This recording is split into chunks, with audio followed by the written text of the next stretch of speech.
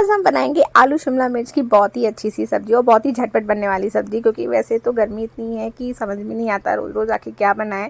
तो मेरे पास तो शिमला मिर्च ही बची थी, तो हमने देखिए सबसे पहले आलू और शिमला मिर्च को मैंने फ्राई करने के लिए कुकर में डाल दिया और उसके बाद मैंने यहाँ पे अदरक लहसुन मिर्ची का एक पेस्ट बनाएंगे।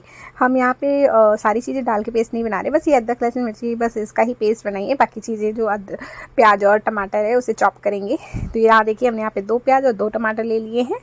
फिर ये देखिए हमारा जो शिमला मिर्च और आलू है ये भी फ्राई हो चुके हैं और नीचे देखिए चिपक रहा है। तो अब हम इसको अलग कर लेंगे, प्लेट में निकाल लेंगे, क्योंकि ये ऑलमोस्ट फ्राई हो चुके हैं। आप इसे चाहो तो बिना फ्राई के भी बना सकते हो, लेकिन बस फ्राई करने से ना थोड़ा सा टेस्ट और अच्छा हो जाता है।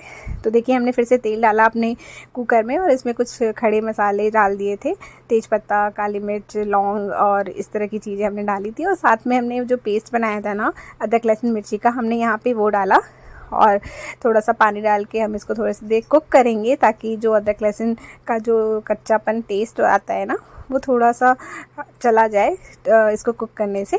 तो देखिए हम यहाँ पे इसे थोड़ी देर पकाएंगे और ये सब्ज़ी बहुत ही झटपट बन जाती है। एक तो हम ये कुकर में बना रहे हैं, अगर आप यही सब्ज़ी कढ़ाई में बनाएंगे तो थोड़ा ज़्यादा टाइम लगेगा, लेकिन अगर आप कुकर में बनाएंगे ना तो ये फटफट बन के तैयार हो जाता है।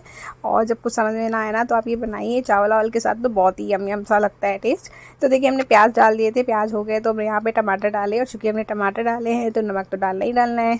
तो देखिए स्वाद अनुसार हमने यहाँ पर नमक डाल दिया। उसके बाद हम और जो बाकी मसाले हैं हमारे वो भी हम डाल देंगे।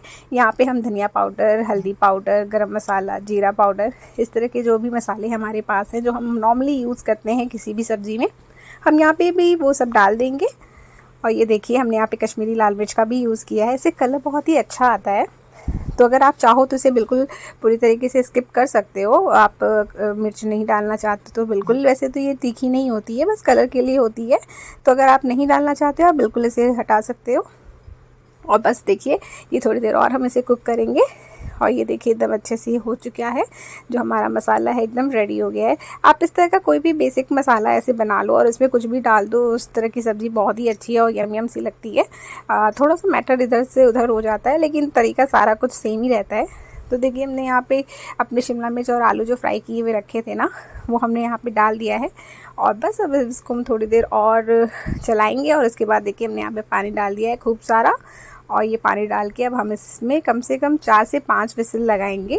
आपको अगर थोड़ी रस्सी गाढ़ी करनी है तो आप और लगा सकते हैं, लेकिन अगर आपको थोड़ी रस्सी कम तरी वाली चाहिए हो, जैसे कि बहुत ही पतली सी, तो आप इसमें 2 से 3 विसिल भी लगाएंगे तो भी हो जाएगा।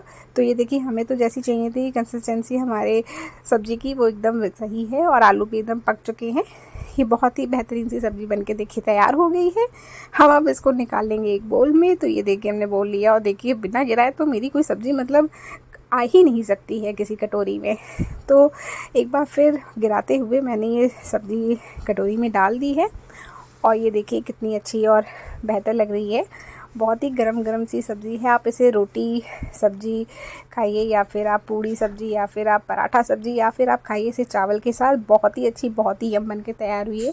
अगर आपको भी ये रेसिपी अच्छी लगी है तो please like, share and subscribe.